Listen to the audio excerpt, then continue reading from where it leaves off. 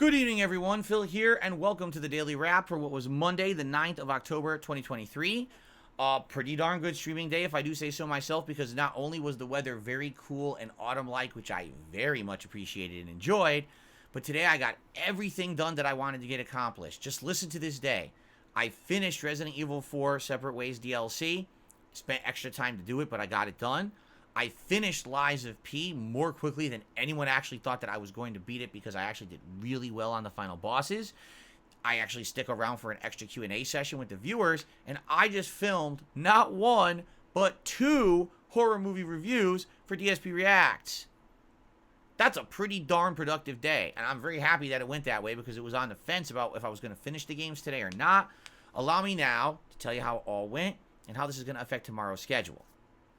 Level 1 podcast today was a fun one where we discussed the Modern Warfare 3 beta the night before. And I told you all about how I enjoyed it, but I was on the fence about possibly getting the game because for some odd reason we had a really low support night, and I was kind of scratching my head as of why, when it seemed like we had high attendance and everyone seemed to enjoy the gameplay.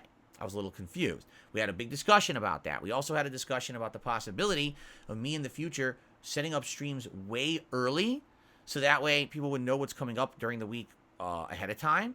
But there's pros and cons to that. So check out the podcast, some good discussion on there. I really had a good one with that. And then we rolled into the Resident Evil 4 Remake DLC Separate Ways for the final session. Anyone who says that this is a 5-hour DLC is either lying or they literally rushed through it on purpose. I'm playing it on hardcore difficulty. I'm reading all the lore that I encounter. I did search all the areas for secret items and the like, and I really enjoyed it.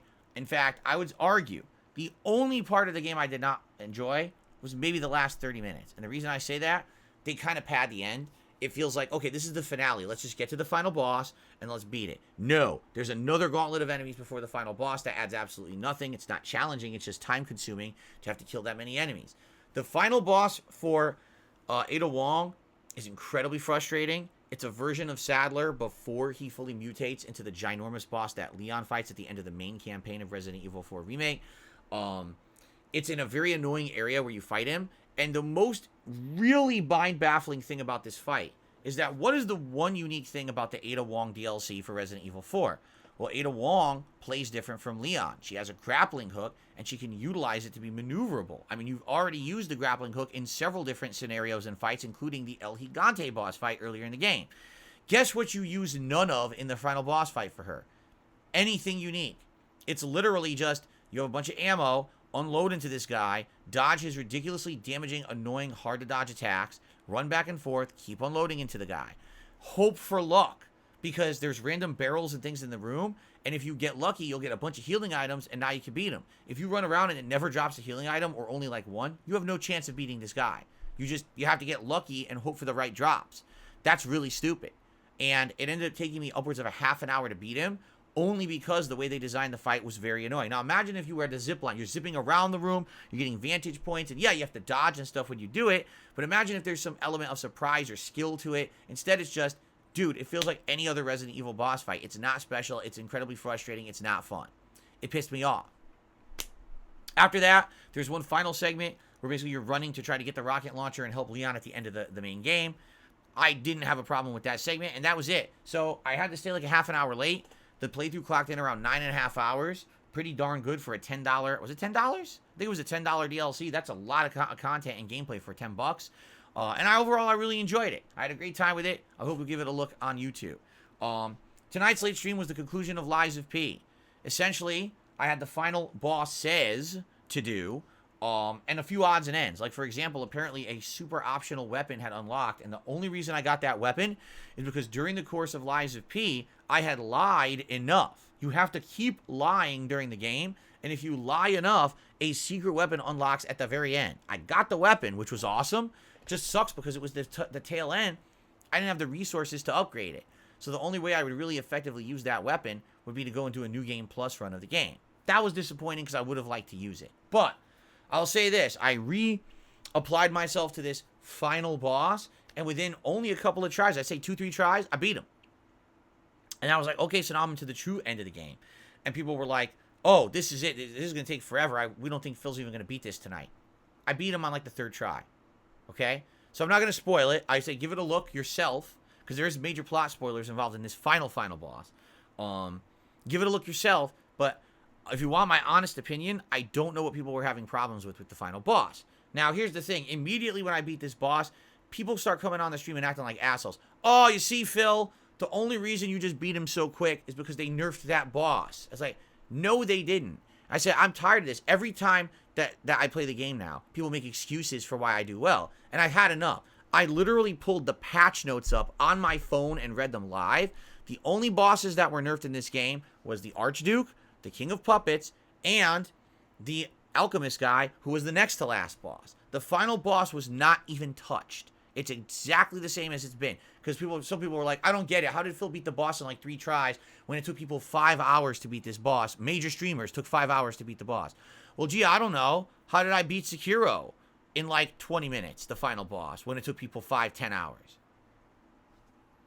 You could argue luck, and that's fine if you want to argue luck. I'd argue it's a combination of skill and luck. It was my build. My build was meant for parrying and speed.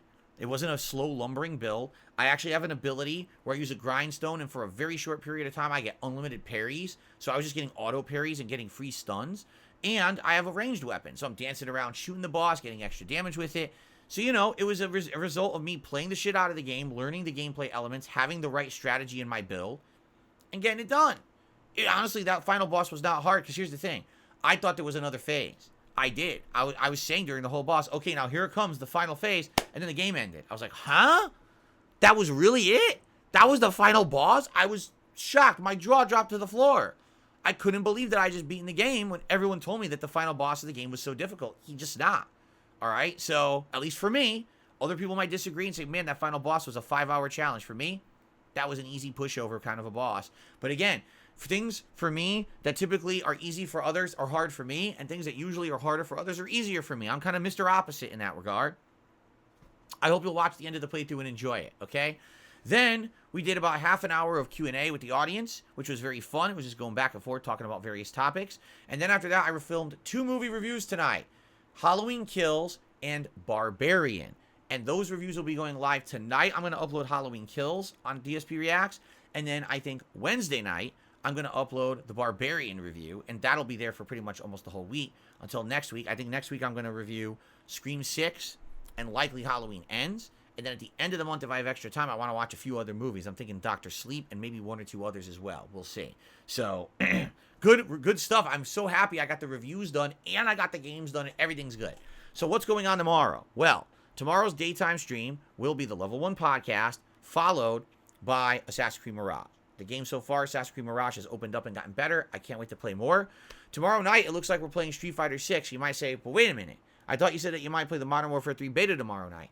Apparently, it ends during the day. That's what I'm being told, is that it would not run late enough for me to actually do a night stream of it. So we're going to do Street Fighter tomorrow, and I'm strongly leaning towards playing with Lily in Master. I have not even used Lily in Master Rank yet. I'm thinking maybe I could play with Lily at the Master Rank, see if I can hang, and go from there. It should be pretty fun to see if I can make that happen, right?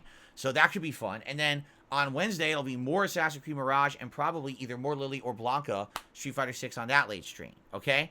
So here's the thing. I liked Modern Warfare 3's beta. I want to play it again. The open beta on Xbox is next weekend. So I think what I'm going to do is one of those nights, I will actually play the Modern Warfare 3 beta on Xbox. That way I can directly compare. Does it feel the same? Does it play the same? Do I want to get it on either console? I think I want to do at least one more stream of that beta this coming weekend. And by the way, other maps are supposed to be available on the weekend too. So it'll be different than this stream that I did last night. Okay, so that's the plan. Thank you so much. Great streaming day. Tons of work done. Hope you enjoy all the content. Some of those reviews going live now, some later in the week. And I hope that you will give it all a look. Thank you all. See you tomorrow for the podcast and Assassin's Creed Mirage, or tomorrow night for Street Fighter 6. Peace out. I'll see you all then.